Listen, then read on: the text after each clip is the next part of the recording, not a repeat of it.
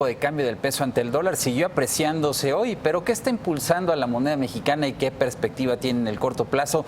Lo analizamos con Alejandro Padilla, director de Estrategia de Mercados de Grupo Financiero Banorte, a quien le doy la bienvenida a esta mesa de trabajo. Alejandro, gracias, bienvenido. Víctor, muchas gracias, buenas tardes. Tenerte por acá. Muchas gracias. Oye, pues abrimos la semana con esta noticia.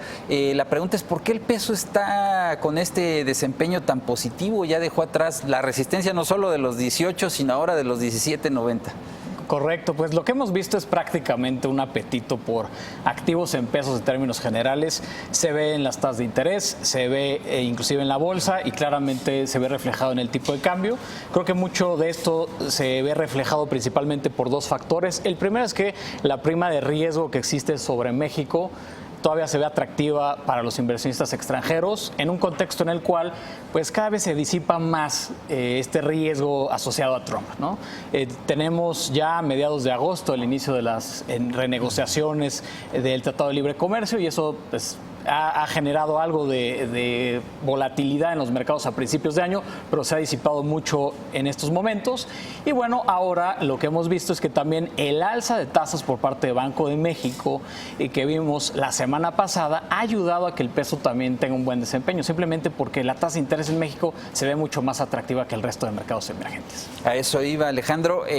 Banxico subió su tasa de referencia como se esperaba, 25 puntos base, llegó a 7% y pues mantiene su postura relativa acomodaticia respecto a la Reserva Federal de Estados Unidos, pero de entender que ya le va a poner fin a este ciclo de alzas. Así es. De hecho, si leemos el comunicado del jueves, creo que se ve bastante claro que las condiciones están puestas actualmente para que Banco de México deje atrás su ciclo de política monetaria restrictiva. Sabemos que la inflación continúa en niveles bastante altos, pero la expectativa es que en 2018 pueda converger hacia el 3%.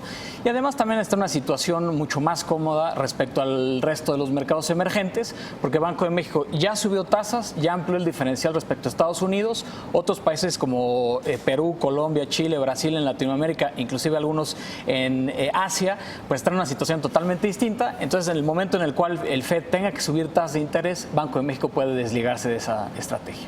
Ahora, un tema que creo que será el próximo debate en el mercado es cuándo empezarían a bajar las tasas en México, ¿no? Y lo que pasó el viernes, lo que ha pasado hoy, de alguna manera deja ver, no sé si tú coincidas, que podrían bajar más rápido de lo que espera el mercado.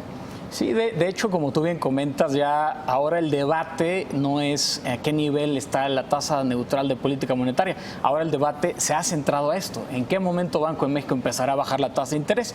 La curva al día de hoy ya descuenta una probabilidad limitada, pero ya hay una probabilidad de que empiece a bajar las tasas tan pronto como diciembre de este año.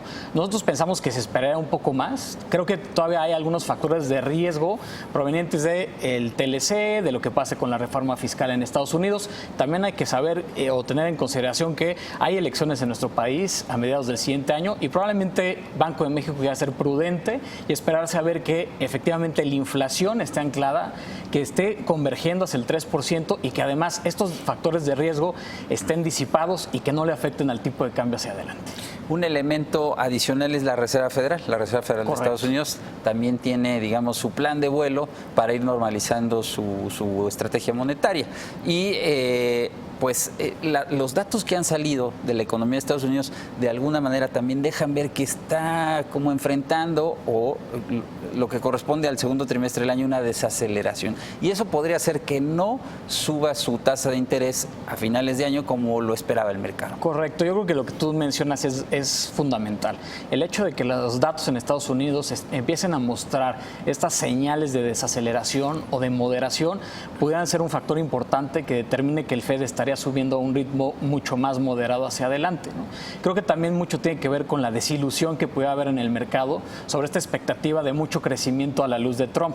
Hay que recordar que, por ejemplo, las bolsas en Estados Unidos operan con múltiplos que nos muestran ya una expectativa de crecimiento de las empresas muy elevado, sobre todo por la reforma fiscal de Trump, que pudiera no darse en ese grado. Entonces, yo creo que es esta desaceleración y un poco la desilusión de lo que pueda hacer las reformas de Trump pudieran generar que el FED se retrase un poco más con el alza o por lo menos que sea mucho más gradual también con el manejo de la hoja de balance. ¿Cuáles serán los referentes en el mercado, Alejandro, en las próximas semanas? Mencionabas hace un momento pues la renegociación del TLC, creo que va a ser clave ese tema, pero hay en el ambiente otros factores que no se pueden también olvidar. Sí, definitivamente. Yo creo que tan pronto como mañana, cuando Yellen dé un discurso en Londres, va a ser muy importante porque esto puede determinar mucho de cuál es el sentir del Fed sobre lo que tú comentas, estos datos que se han venido desacelerando y hacia adelante qué tan rápido pueden hacer la normalización. Entonces yo diría que son el Fed, definitivamente el tema del TLC, el tema de la reforma fiscal en Estados Unidos son los más importantes y nunca se deben dejar de lado los temas geopolíticos que van a seguir presentes. Hay que volver a ver también a Europa nuevamente en el tercer trimestre, donde tenemos Alemania, donde tenemos probablemente Italia y todo lo que pueda suceder en otras partes del mundo. Por lo pronto esta recuperación del peso pues favorece las condiciones, no solamente las condiciones monetarias, las condiciones financieras en el país y pues es un momento que se aprovechen los mercados. Definitivamente. Alejandro Padilla, muchas gracias por estar aquí. Muchas gracias, Bienvenido Víctor. como siempre. Muchas gracias. Buenas